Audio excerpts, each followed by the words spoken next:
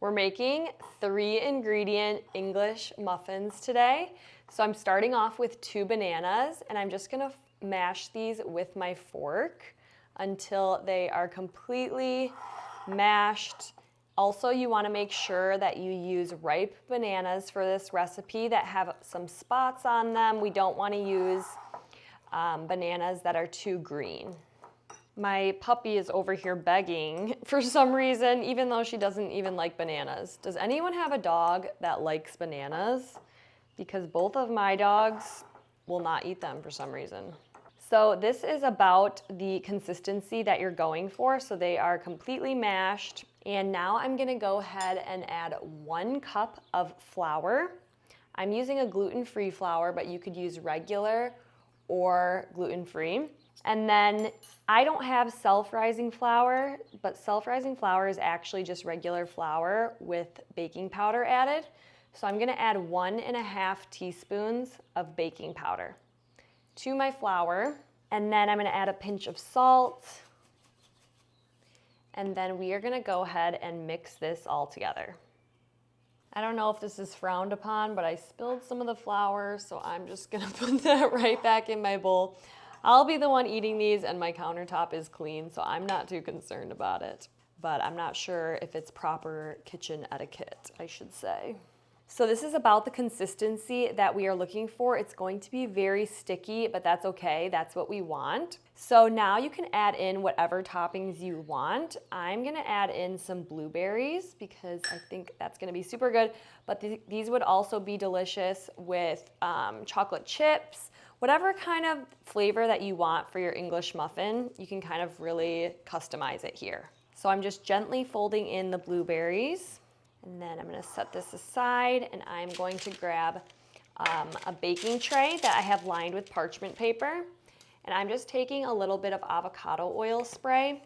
You don't wanna use any sort of Pam because that does not have great ingredients, and we wanna try to avoid that. So I like using that avocado oil spray. I get it at Costco. And now I'm gonna take my large cookie scoop, and I am just going to place this right onto my baking sheet. I'm gonna make probably 3 English muffins. So I'll add a little bit more batter to these first ones so that they are all even. And now I'm just going to take my hands, and like I said, the batter is really sticky, so it does get a little bit messy, but these are gonna be worth it. So I'm just gonna kind of gently form these into more of an English muffin round shape. Okay, so I have my 3-ingredient blueberry English muffins ready to go into the oven. I'm super excited to try these out. But my friend Gino, who is filming, and I just got into a little debate about what the proper name for English muffins are. Do you call them English muffins? Do you call them crumpets? Is there another name that you call them? Let me know in the comments because we want to see who's right here. So I'm gonna stick these in the oven at 350. I actually have my oven on the air fry setting. So if you have an air fryer, you could put these in the air fryer, but if you have a regular oven, just put it at 350, and then I'll let you guys know how long after they're done baking. Okay, it's time to take our 3-ingredient English muffins out of the oven or the air fryer, whichever way you decided to cook them. So these were in the oven/air fryer for about 12 to 15 minutes. You'll just want to take a look and see when it starts to get golden brown on the tops or the sides, and that's how you will know that they're done. So these were in the oven for about 14 minutes. So I let the English muffins cool a little bit, and it is time to cut into them. So this will be the moment of truth. Look at how good those blueberries look. It's so soft. Oh, look at that side. Okay, moment of truth, let's slice into it. Look at how good that looks. It turned out so good. It's like slightly crispy on the outside and then super soft on the inside. And those cooked blueberries look so good. I can't wait to try this. So I'm gonna take my English muffin and just put it on my plate here. Move this out of the way. And then I'm gonna add a little bit of butter on top. I'm using grass-fed butter, which is actually healthy for you.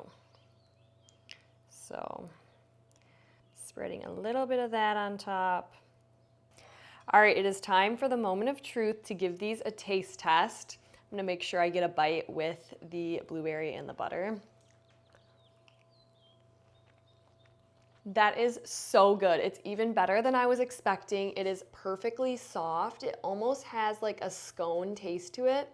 It's perfectly sweet. It has that little bit of sweetness, but it's not overpowering. This is such a good, healthy and easy breakfast. It'd be a good sweet tooth snack. Honestly, a before bed snack. I would love to eat something like this. It's so easy to make. It's gluten-free, vegan, and like I said, super, super easy and quick to make. They're delicious. I bet it would also be good with some peanut butter, or if you did chocolate chips instead of the blueberries. You can honestly make it however you want to customize it, but this is a 10 out of 10.